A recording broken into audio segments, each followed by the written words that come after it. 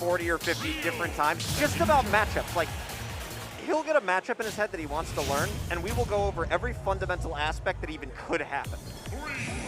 He is the most knowledgeable, research-oriented player maybe in the world.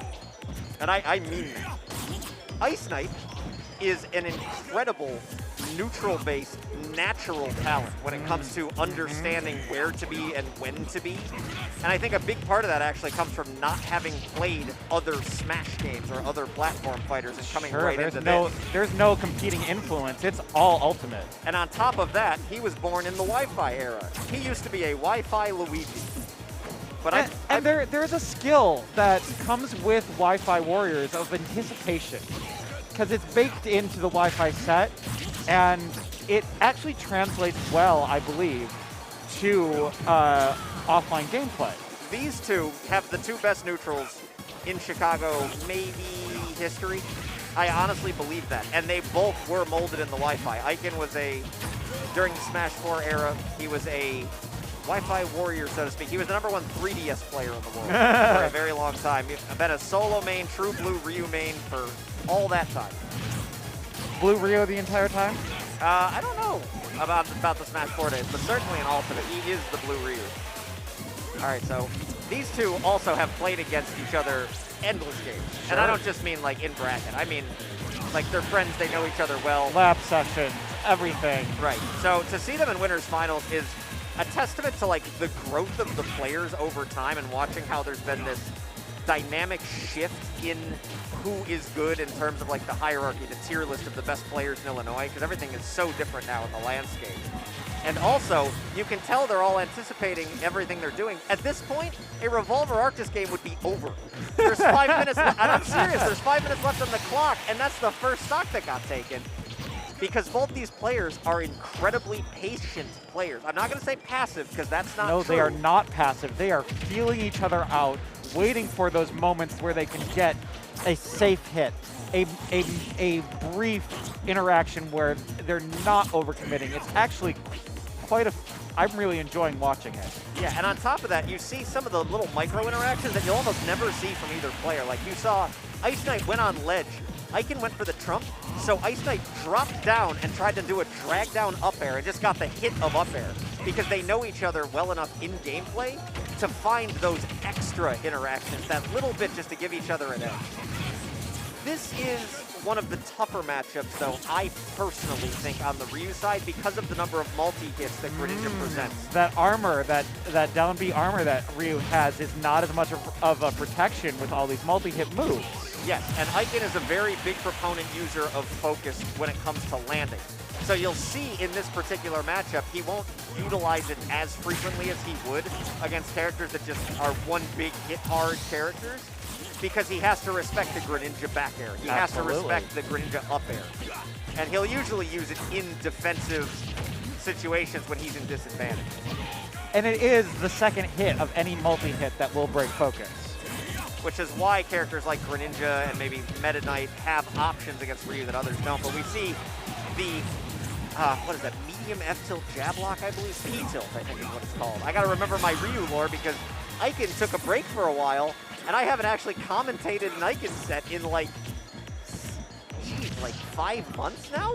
Meanwhile, on the flip side of this matchup, the sheer damage output that Ryu does seems like an uphill battle for Greninja. It is, because you don't have the luxury of losing interaction. Any lost trade is a significant chunk of damage from Ryu. So I would, in that moment, be a little bit trepidatious of making those interactions happen from a Greninja standpoint. And yet, IceKnight's doing it. He's feeling out those moments.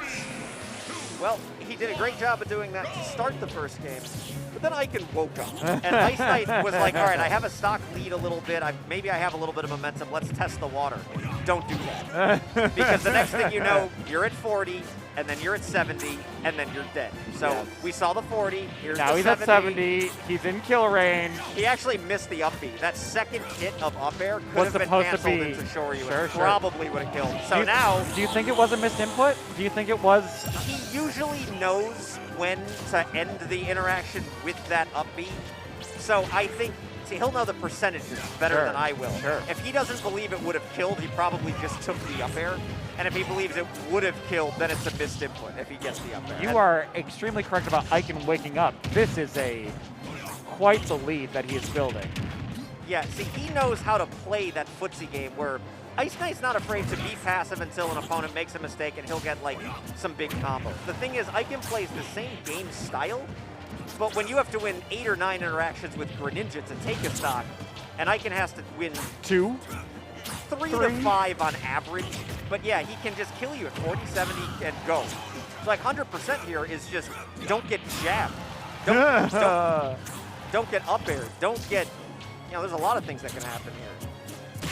Now, one of my weaknesses as an Ultimate player is I get scared. I get scared very easily. I am scared if I were in IceKnight's shoes right now. What a ledge trap. A Tatsu into the ledge, not allowing I think it's Hydro Pump is the Pokemon term for Yes, it Greninja's is. recovery. Yes, it is. Not allowing Hydro Pump to make it back. Oh, that crumple. Oh, What the my hell? God. Okay, but you know what? You're right. It's 1, maybe 2 interactions. I was wrong, apparently. Sometimes it's 3 or 5, but it can be as explosive as 1 or 2. We've seen that happen to any player that's up against Ikan. It can be the best of players. It can be the new players. Anyone is vulnerable to that from Rio. That was violent. So what happened there was it depends on the interaction you lose, which will determine how many Ikan needs to win to take a stock.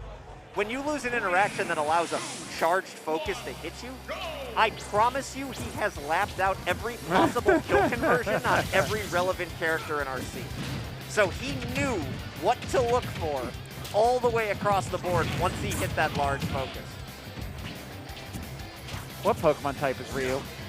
Pokemon type fighting. Greninja is a water dark type. Yeah, weak to Ryu. Do you find that true in the matchup as well?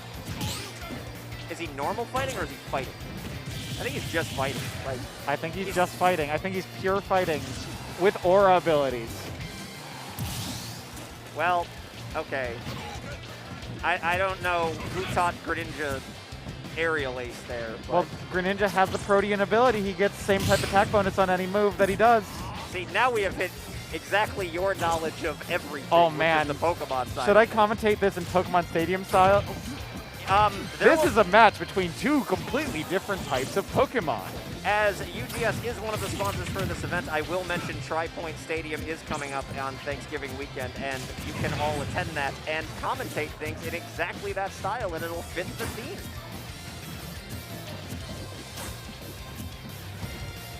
All right, let's go back to this game where IceKnight has super woken up. effective. And I think you have to determine what type every one of Greninja's moves is, because clearly Ryu is weak to back air. So back air has got to be either a flying type move or a psychic type move. Both of these Pokemon are looking tired. It's a one-hit wonder. Is Shadow Sneak a dark move? Shadow Sneak is Ghost type. Okay, well, why was that super effective against the fighting type? Everything is broken. If Ryu was normal fighting, it would be completely immune. Thought it was immune either way. No, fighting type. Ghost types are immune to fighting types, but fighting types are not immune to ghost types. Huh. The more you know. That was frame 11. Three frames of jump squat and 8 frames of back air. Ryu was standing on the ground, and 11 frames later, you exploded. Why? That is painful to me. Okay, I'm done. I'm retiring my Pokemon announcer lines until November, where I will be applying for commentary as only the Pokemon Stadium announcer. I am absolutely down to do that with you. However, IceKnight's been looking good this game. Yes, he has been looking great this game, but the funny thing about it is, we talk about the number of interactions you need to win in theory to take stock. Sure. IceKnight has been content getting this chip damage, and that is one way to play against Ryu, and it's fine as long as you do not make the mistakes of missing and As long squandering as your you- opportunity. As long as you stay safe. Now, It's all about staying safe. it is, and he is at a spot here where pretty much any conversion will kill from Ryu. Like 100% is like that magic number for Ryu where it's like, all right, if I jab you, you're dead. Stage doesn't really matter. You know, if I hit a falling weak nair, I should be able to convert off. Like there's so many different ways for Ryu to kill you. I really enjoyed seeing the pivot grab there to break the focus. That's some Smash 4 thing that we don't see in Ultimate very much. But the increased grab range of pivot acts, despite cross-ups being more difficult, from the aerial focus attack, was really a cute moment for me. It is. Now there was a moment there where IceKnight had an up air as he was fading towards the ledge. Now this game is getting a lot closer, and that was actually a missed opportunity for IceKnight at that time because he was trying to get the drag down. Oh, that would have been a stock. So scary. Oh, he it's got a him! broken shield.